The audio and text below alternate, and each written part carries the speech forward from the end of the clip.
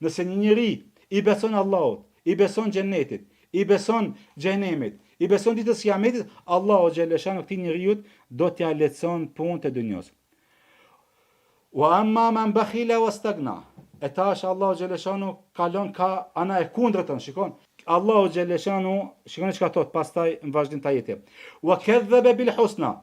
Ai cili është kopras dhe është i vetë mjaftueshëm dhe e quan gënjeshtër më të bukurën në besimin dhe nuk beson Allahun.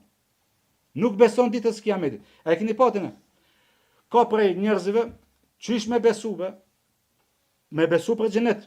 E pse ti a thu valli e kanë ti në xhenet për me më kallëzu se për xhenet? Çka ka?